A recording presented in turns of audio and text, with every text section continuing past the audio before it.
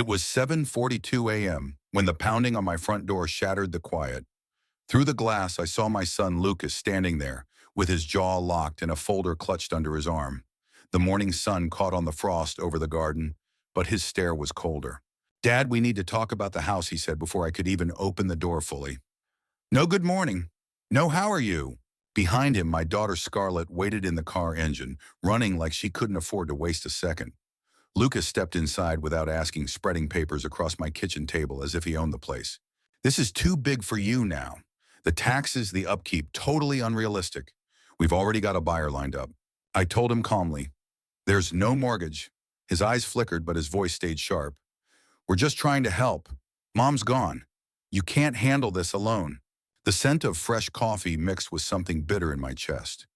He thought I was an old man in over his head. He had no idea the ground he was standing on was about to shift and not in his favor. Lucas's words were still hanging in the air like smoke when I decided I'd had enough of breathing it. I'd buried my wife Amelia just 17 days earlier, and grief had been a steady ache in my bones ever since. But this was something different. This was someone trying to rearrange my life while the dirt over her grave was still fresh. I pushed the papers back toward him. "You're in my kitchen, Lucas. That means you're in my house, which means this is still mine." He smirked the way he used to when he thought he'd gotten away with something as a teenager. "Dad, come on. We're just trying to be practical. Scarlett and I have talked about it. You could sell this place, move into something easier, and free up some money. You'd be set for life." "I'm already set for life," I replied, my voice calm but final. What I didn't tell him was that Amelia and I had paid off this house 6 years ago. I also didn't tell him about the second property, an ocean view cottage in southern Portugal Amelia had left in my name alone, complete with instructions she'd written in her looping, deliberate script.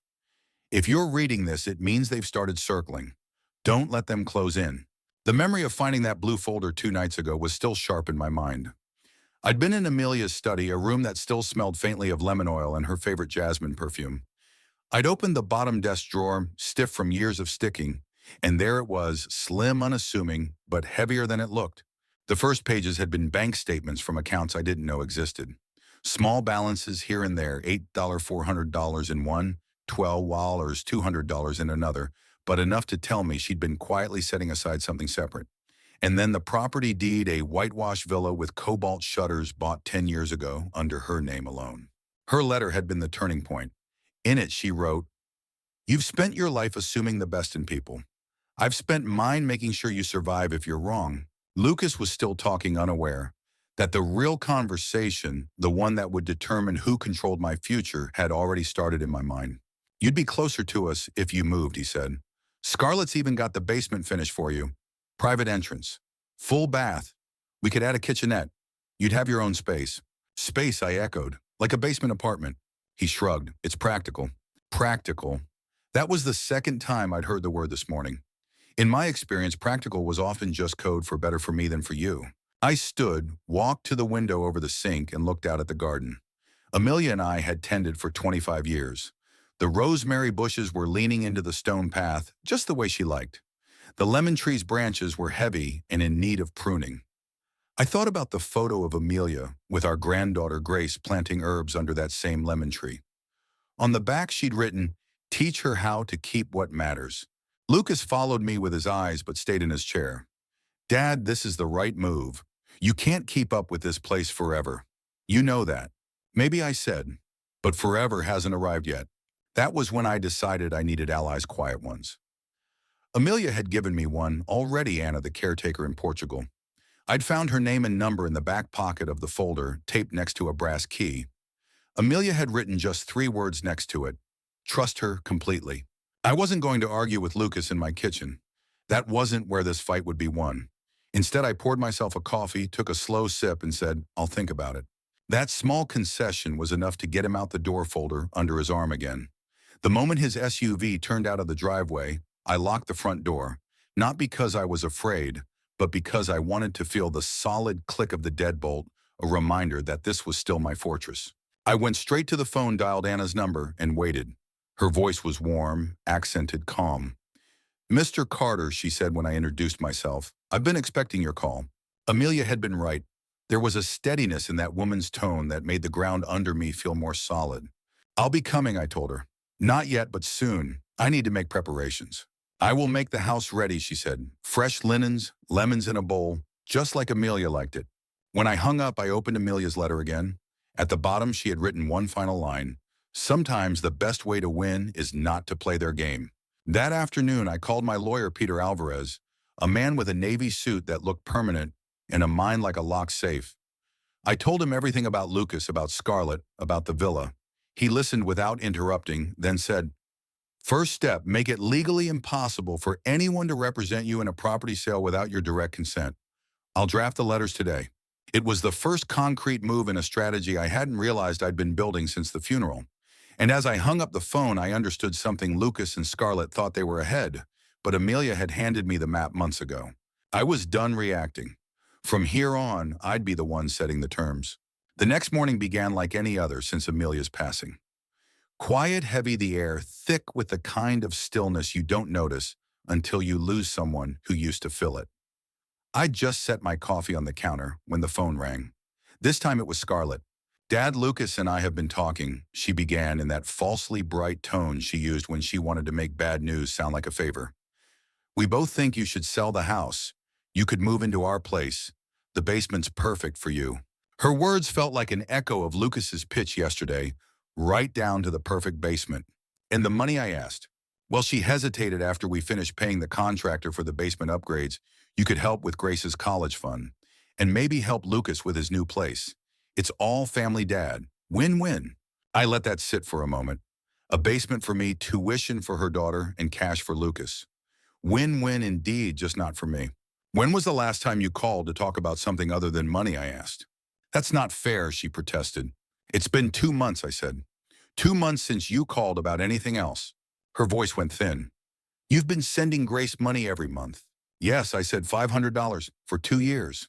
She was silent for a beat, then said, "She doesn't need to know that." Of course she didn't. Because if Grace knew, she might start questioning the version of me she'd been told about the fragile old man who couldn't handle his affairs. "I need to go," I said, and hung up before the conversation curdled. I walked into Amelia's study. The smell of lemon oil and her jasmine perfume lingered faintly. Her desk looked untouched, pen resting diagonally across a yellow legal pad. The blue folder sat where I'd left it, waiting. I opened it again, flipping past the bank statements to the deed for the villa in Portugal. The brass key taped to the page caught the light, a quiet reminder that I had options no one else knew about. I spent the rest of the day in preparation. Peter Alvarez called in the afternoon. "Letters are ready," he said. "Cease and desist notices to the realtor, any buyer's agent, and both your children's counsel. They'll have no legal standing to act on your behalf." By evening, certified mail receipts began trickling into my tracking app. Broker check, buyer's agent check, county recorder check. But then came the unexpected. At 8:17 p.m., headlights swept across my living room wall. Tires crunched over the gravel in my driveway. I looked out to see a black SUV, Lucas's, followed by a silver sedan I didn't recognize. The knock on my door was firm, almost rehearsed. I opened it just wide enough to keep the chain in place. Lucas stood there, jaw set, flanked by a tall man in a charcoal suit. "This is Jeff," Lucas said, "our attorney."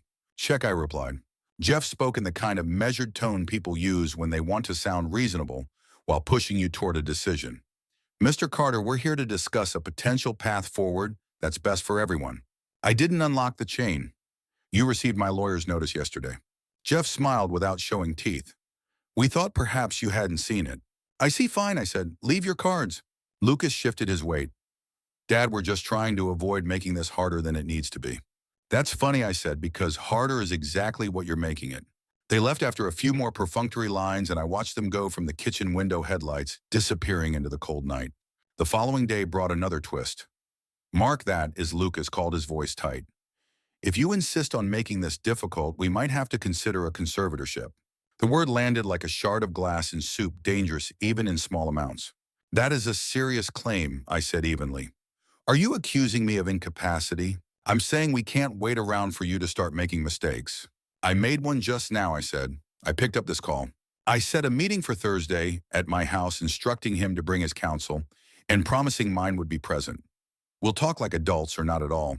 After hanging up, I returned to Amelia's study and opened the folder one more time. At the back under a flap I hadn't checked before was a small envelope labeled Independence. Inside was a bank card and a typed PIN along with a handwritten note. You hate allowances. Consider this a dare, not a gift. Use it to build a life, not to buy time. Her faith in me was louder than any threat my children could muster. That evening, I changed the deadbolt on the front door. I oiled the hinges, tightened the banister screws, and replaced smoke detector batteries. The work was small but deliberate, the kind that leaves your fingerprints on your own future. Thursday was coming. They thought they'd be setting the agenda. They had no idea the script had already been rewritten. Thursday's winter sun was a pale, reluctant thing spilling light into my kitchen as if it didn't want to commit. I'd been up since before dawn, moving through my morning like a man sharpening a blade, not in haste but with a quiet precision that left no step undone. The kettle whistled just as Peter Alvarez arrived, navy suit, crisp leather briefcase in hand. He was 5 minutes early, which in Peter's world meant on time. We sat at my kitchen table. Peter opened his yellow legal pad, wrote the date at the top, and drew a clean line under it. We'll keep this factual, he said. Emotion favors the other side in situations like these. At 9:01, Lucas's SUV pulled into the driveway. Scarlett followed a moment later, stepping out of her sedan with Jeff, their attorney. I noticed Grace wasn't with them and felt her absence like missing punctuation in a sentence. They came inside without small talk. Jeff began with the voice of a man used to making unreasonable things sound inevitable. We're here to find a path forward that honors everyone's interests. Peter slid the cease and desist letter across the table. My client's interests are honored when his ownership is respected, he said. Any further attempts to solicit buyers or represent him without written consent will be considered tortious interference. Lucas's jaw tightened. Scarlett forced a polite smile that didn't survive the trip to her eyes. Dad, we're thinking long-term here, she said. So am I replied. Long before you could drive. That cracked her veneer just slightly. Lucas leaned forward. Look, you keep the house if that's what you want, but you can't expect us to carry the rest of. Carry what? I interrupted, my voice calm. The burden of my bills. You don't pay them. The burden of my choices. You don't make them. Or the burden of not getting what you've already counted as yours. Jeff shifted in his seat. Peter's pen scratched across the legal pad, capturing every word. There's also the matter of threats of conservatorship, Peter said evenly. Such statements have been recorded. Should any petition be filed, we will present them as evidence of both my client's competency and of attempted financial coercion. Scarlett's hand went to her mouth. We would never, she began, then stopped, realizing the words sounded less like denial and more like proof. Lucas sat back, crossing his arms. So what's your plan then?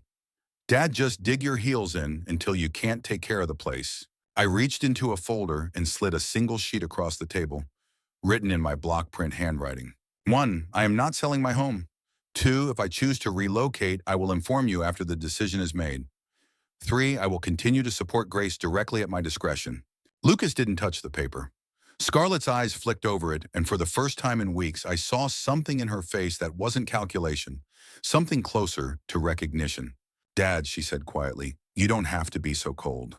I'm not cold, I replied. I'm clear. When they left, Peter lingered a moment. They came expecting a negotiation. You gave them boundaries instead. That's the only negotiation I'm interested in, I said. As his taillights disappeared down the road, I realized something had shifted, not in them, but in me. Up until that moment, I'd been defending what was mine because Amelia had told me to.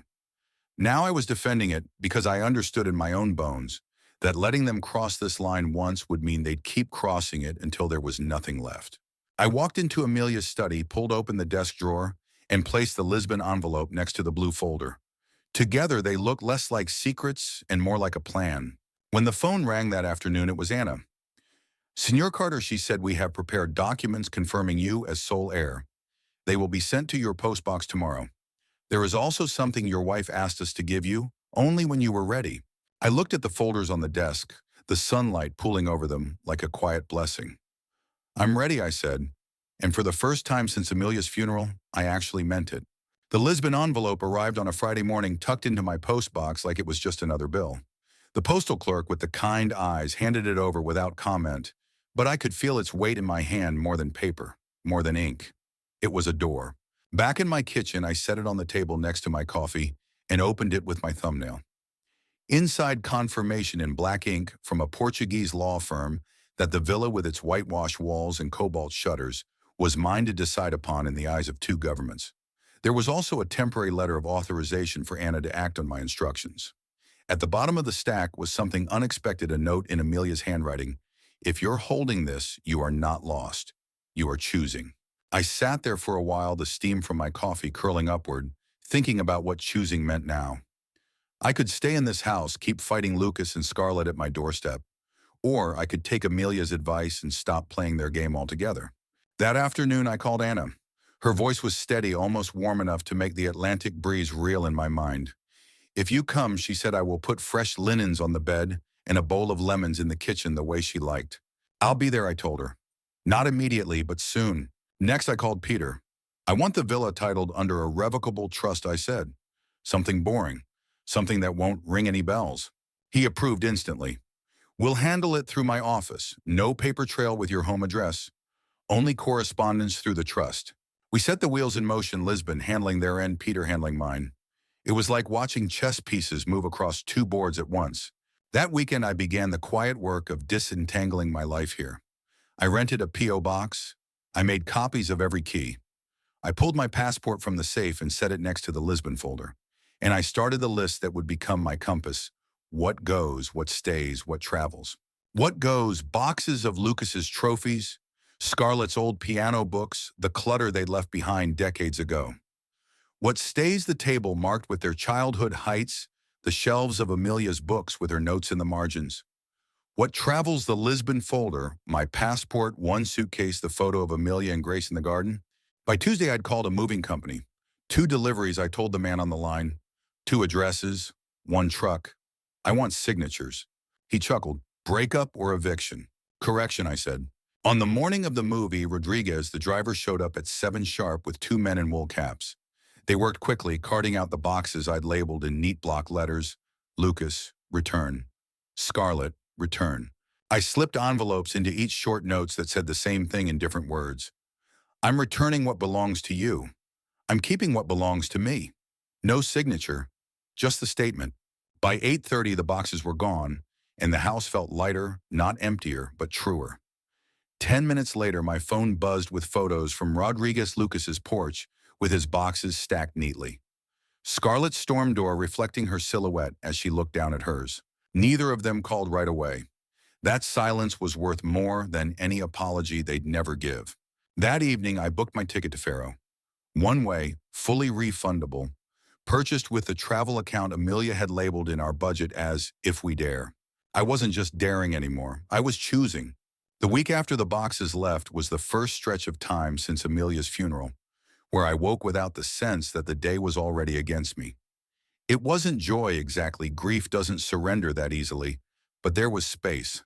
Space in the rooms, space in my thoughts, and a kind of space in my chest that felt like breathing, without something pressing down. The absence of Lucas and Scarlett in my daily life was immediate. No phone calls about practical options, no knocks on the door, with folded contracts hidden under polite words. The silence they left behind was not the uncomfortable kind that demands to be filled. It was the stillness of a house exhaling. Each morning I started outside. The garden had gone a little wild while I'd been consumed with everything else. The rosemary had grown heavy and leaned over the stone path, brushing my leg when I passed. The lemon tree had stubbornly held on to its fruit, despite the frost, the yellow bright against the winter gray. I took my time, pruning, moving slowly the way Amelia used to when she'd hum under her breath and claim she was just checking on things. I noticed details I'd missed for months, the way the early sun lit the far corner of the yard, how the frost melted in small circles where the soil was warmer, the faint scent of rosemary on my gloves long after I'd gone inside. Inside, I made coffee and carried it to Amelia's study.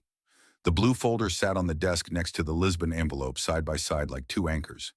At first, I'd kept them there as a reminder of what was at stake. Now they felt less like a warning and more like a promise, proof that my life had directions beyond the walls of this house. I started keeping the study door open again. For weeks after Amelia died, I'd kept it shut as if closing it could stop time. But letting the air flow through seemed to change something in the room. It smelled less like absence and more like lemon oil, again faint but steady. The phone rang less often now, but on Thursday at exactly 2:00, Lucas called. You've made your point. he said, skipping any greeting. Not yet, I told him, but I'm on schedule. What do you want? His voice was tighter than usual, not angry, but like a man who'd run out of rehearsed lines. I want you to stop treating my no as a phase. I want you to stop giving my address to people I've never met. And I want you to learn the difference between help and control. Silence stretched for a few seconds. And if I can't, then you will, I said, because the alternative is smaller than even you want it to be. Courts, transcripts, recordings that sound a lot worse in front of a judge than they did in my kitchen. You recorded me, his voice jumped. I preserved a conversation, I said. Because one day you always wish you had. Another pause.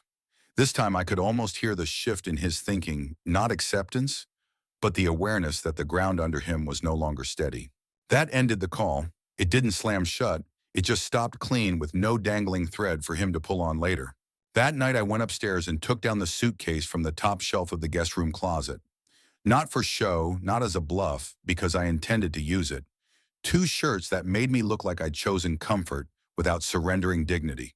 The shaving kit Amelia gave me on our 20th anniversary because it smelled like sandalwood, and a time when we were still making plans years ahead.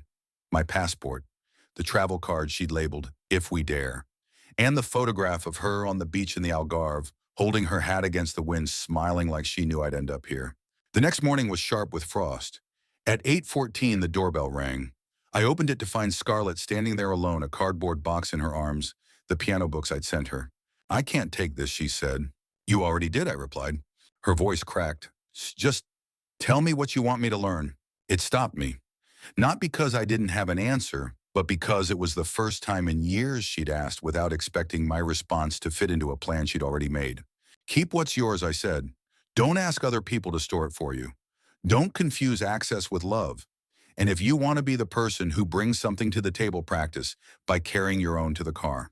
She didn't cry, but her eyes softened in a way I hadn't seen since she was a teenager, asking me to proofread her first job application. She adjusted the box in her arms, turned and walked down the steps without asking for help. It was a small thing, but it was something. After she left, I stood in the doorway for a long moment, watching my breath rise in the cold air. Then I went back inside, poured another coffee, and sat at the kitchen table. The lemons in the bowl caught the light, their bright skins almost defiant against the gray outside. I realized then that my growth wasn't just about keeping the house or protecting the villa. It was about learning to shape my life so that every choice was mine to make. It was about being ready to step into a future without announcing it for approval. I'd been surviving since Amelia's death. Now I was building. That afternoon, I called Anna again. I'll be there soon, I said.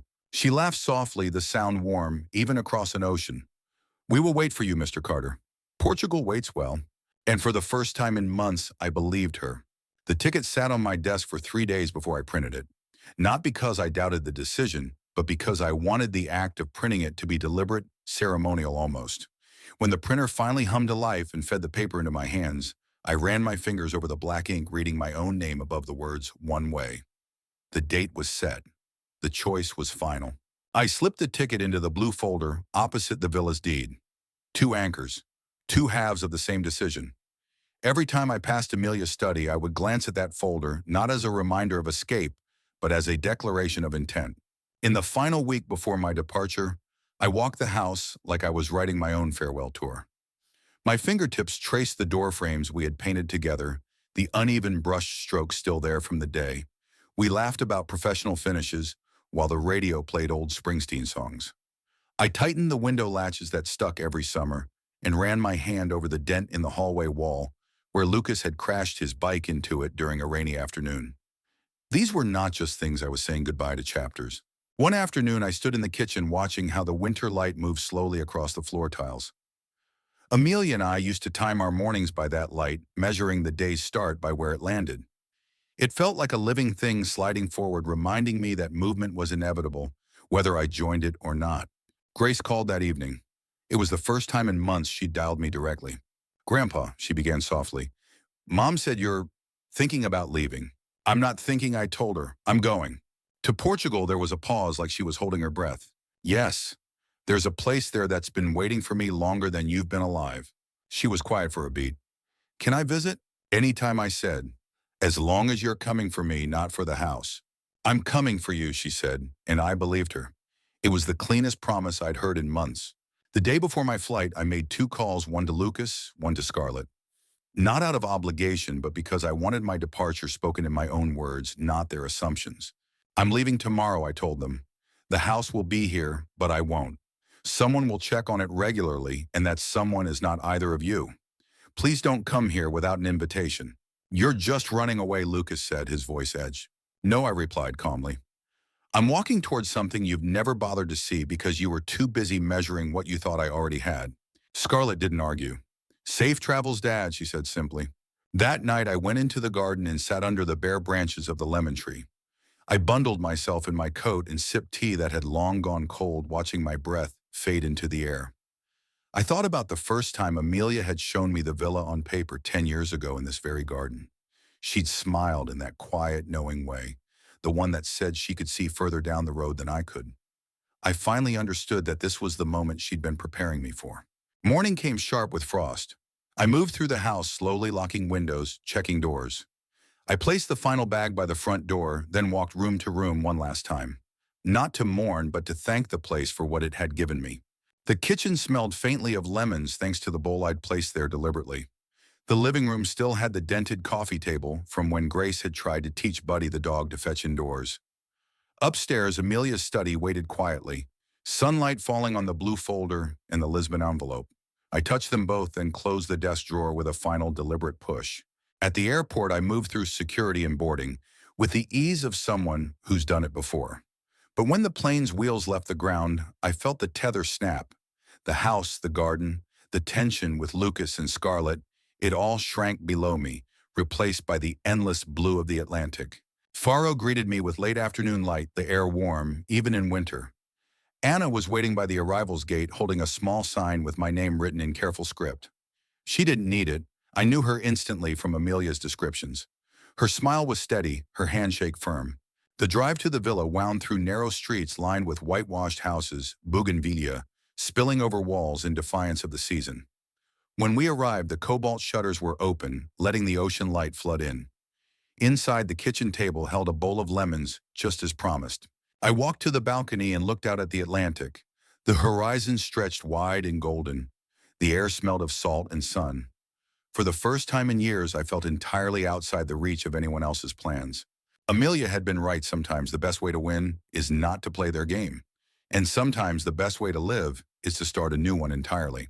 I wasn't just holding my ground anymore. I was moving forward. And this time, every step was mine.